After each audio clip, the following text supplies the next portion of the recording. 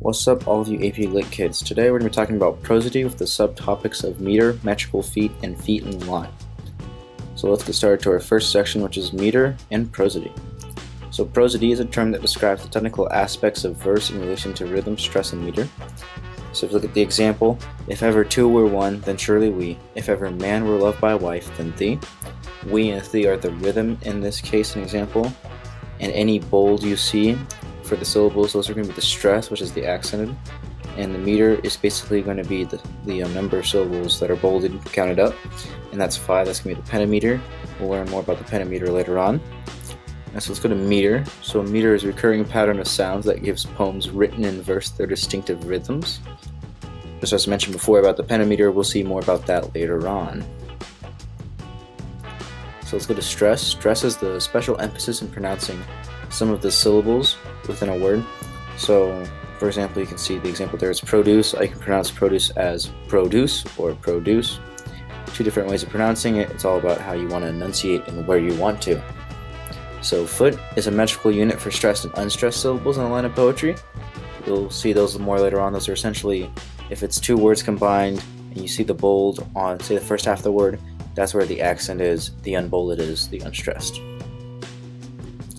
So quantitative meter, based on the quantity or length of syllables. So in this example, we whose first memories reach half a century backwards may praise our fortune to have outlived so many dangers. So what we're looking for here is the total number of syllables in each line, and that's 12 syllables in each line. It's the first line and the second line on the bottom. Yet you'll also notice that the bold is there, and those numbers differ.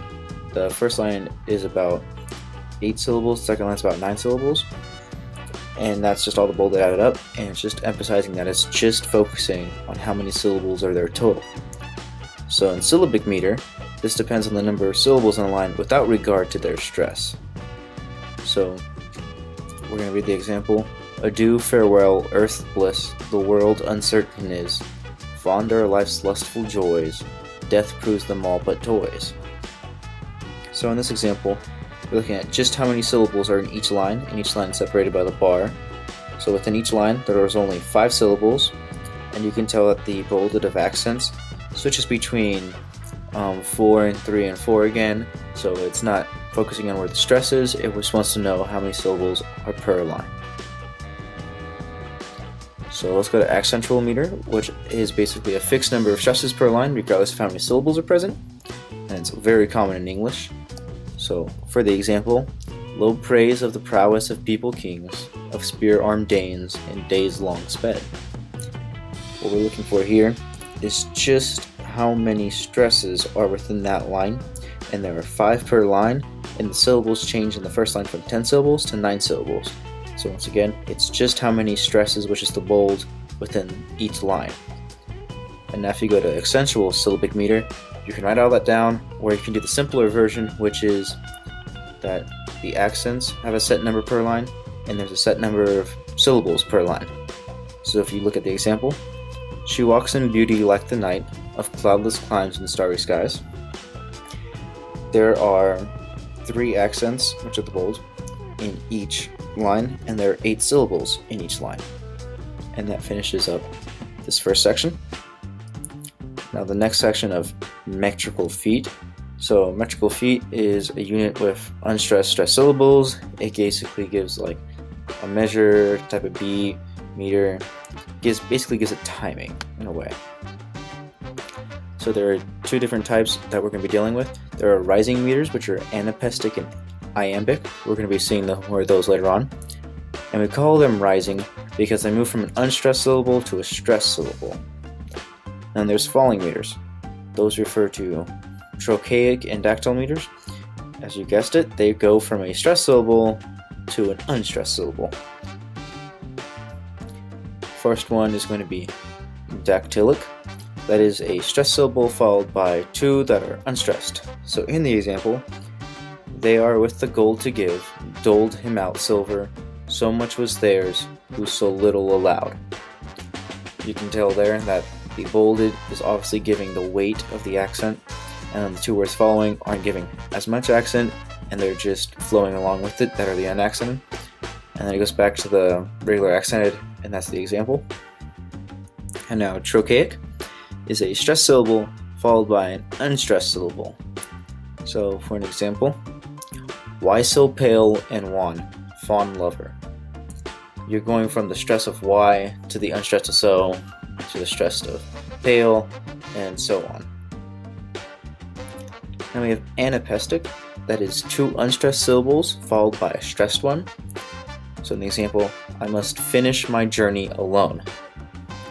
You're going from the unstressed syllables of I must to stressed of beginning of finish, which is fin, and it goes back to the unstressed of ish, and then my, then it goes back to the stress of journ. And now let's go to iambic, which is essentially an unstressed syllable followed by a stressed syllable that likes to imitate the sound of a heartbeat and is probably the most often used meter in all of English poetry. There are 5 main types you need to know for later on. That it usually follows dimeter, trimeter, tetrameter, pentameter, and hexameter. Those will all make sense later on. And so let's look at the example. My mistress's eyes are nothing like the sun. Coral is far more red than her lips red. So you're going from the unstressed of my to the stressed of mist in the beginning of mistress.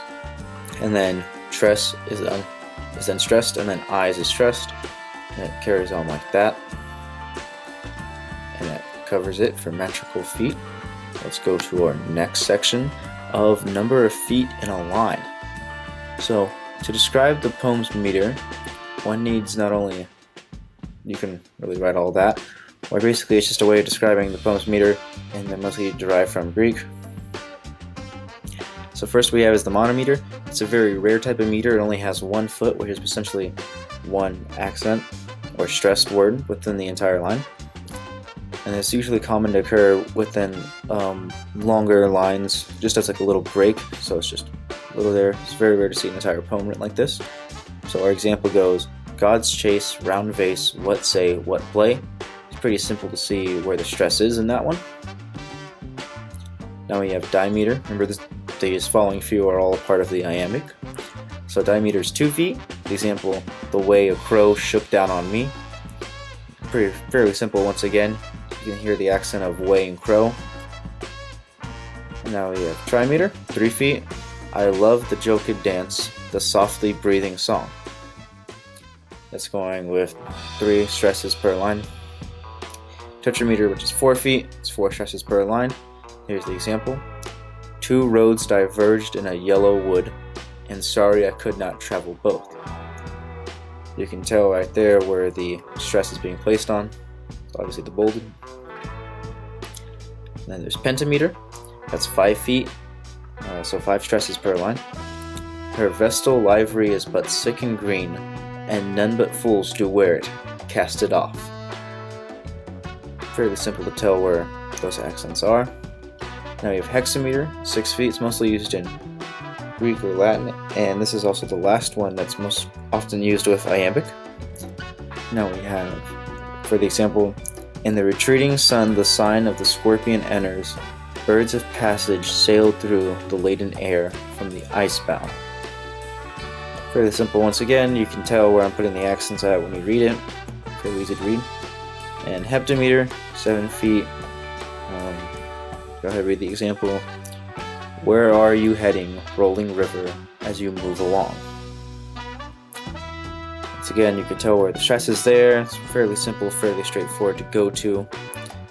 And now that is it for a presentation. Thank you for listening in on it.